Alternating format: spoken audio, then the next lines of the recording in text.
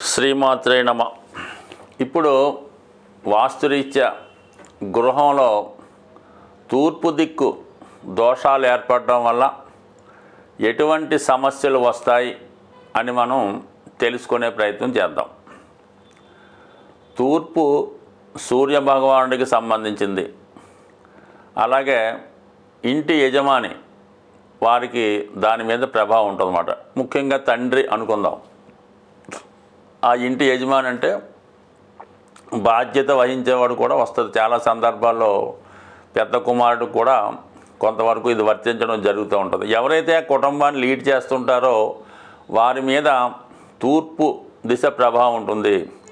కొన్ని కుటుంబాల్లో మరి ఆడవాళ్ళు అంటే తల్లిగారు పెత్తనం చేస్తూ ఆవిడ గృహాన్ని నడిపిస్తూ ఉంటారు. అప్పుడు ఆ ప్రభావం తల్లిగారి మీద కూడా ఉండే అవకాశం ఉంటుంది. సో ఇది తూర్పు దిక్కు దోషం ఏ విధంగా ఏర్పడుతుంది అని పరిశీలిస్తే, తూర్పు మరి ఎత్తుగా ఉండడం అంటే పడమర కన్నా తూర్పు ఎత్తుగా ఉండడం, మరి తూర్పు దిక్కున ఎత్తైన పర్వతాలు కానీ చెట్లు కానీ ఉండడం జరుగుతూ ఉంటుంది.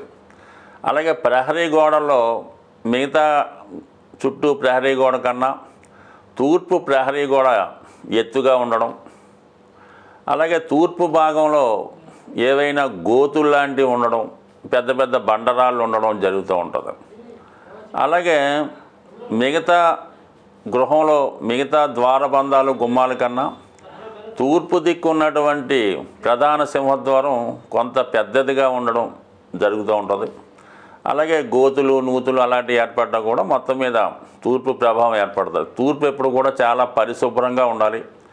ఎటువంటి డస్ట్ ఎటువంటి చెత్త ఏమీ ఉండకూడదు. ఈ విధంగా ఉన్నప్పుడు తూర్పుగా ఉన్నటువంటి ఖాళీ స్థలం కూడా విశేషంగా ఎక్కువ ఉండకూడదు. ఎప్పుడూ కూడా ఒక గృహం నిర్మించినప్పుడు మరి ఎదురుగుండా అంటే తూర్పు దిక్కు అవచ్చు ఏ దిక్కైనా సరే ఆ ఖాళీ స్థలం గృహాన్ని మించి ఉండకూడదు అన్నమాట. గృహం ఒక 200 గజాల్లో నిర్మించామనుకుందాం.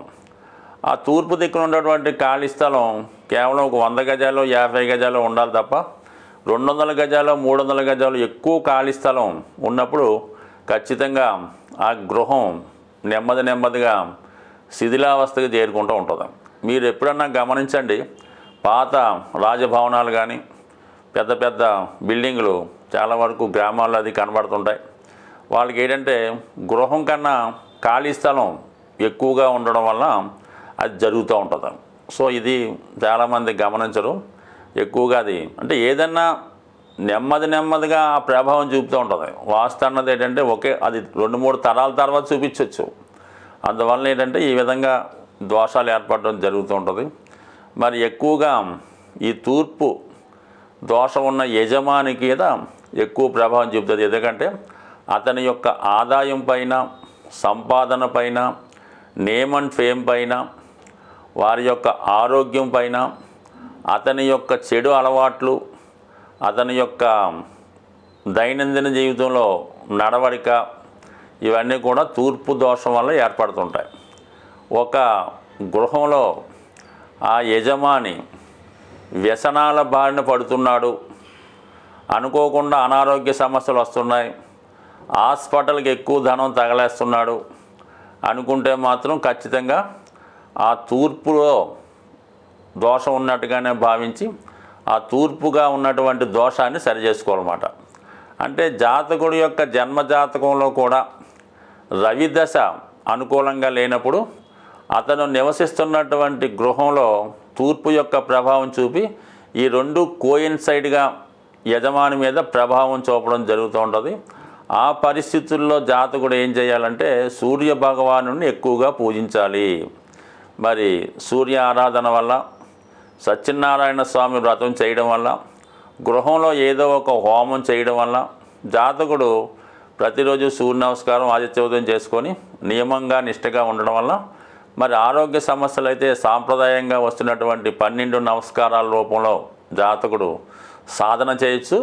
లేదంటే ఎవరితో ఉన్న సూర్య నమస్కారాలు చేయడం అది కూడా విధిగా జరుగుతుంటుంది. కాబట్టి మరి ఈ విధంగా అటు జాతకంలో ఉన్నటువంటి దోషాలని, వాస్తులో ఉన్నటువంటి దోషాలని సరిచేసుకుంటూ మరి తూర్పులో మరి తూర్పు ప్రభావం వల్ల యజమాని భ్రష్టు పడుతుంటే ఈ విధంగా సూర్యుడిని పూజించడం వల్ల కంపల్సరీగా ఆ దోషం సాల్వ్ అవుతుంది. మిగతా వాళ్ళు కూడా ప్రేక్షకులు అంటే మన వీక్షకులు చాలామంది వాస్తుకు సంబంధించినటువంటి వీడియోలు పెట్టమని చెప్పడం జరిగింది. సో ఆ కారణం వల్ల ఏంటంటే మనం వాస్తు మీద ఇక నుంచి తరచుగా రెగ్యులర్గా వాస్తు ప్రభావం, వాస్తు దోషాలు, ఇది వాస్తు నేర్చుకునే వాళ్ళకి కూడా ఒక పాఠంగా నేర్చుకుంటే మీరు వాస్తు శాస్త్రం మీద పట్టు సాధించవచ్చు.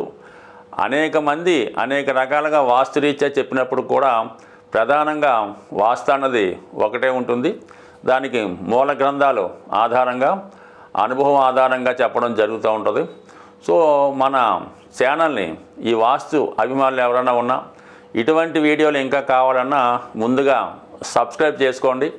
అలాగే మీకు వాస్తుపరమైన సందేశాలు ఏమన్నా ఉంటే కామెంట్ రూపంలో పెడితే దానికి సంబంధించినటువంటి వీడియోలు మీకు చేయడం జరిగింది. కాబట్టి ముఖ్యంగా మీరు మన ఛానల్ని సబ్స్క్రైబ్ చేసుకుంటే మరిన్ని వీడియోలు మీకు ఇవ్వడానికి అనుకూలంగా ఉంటుంది.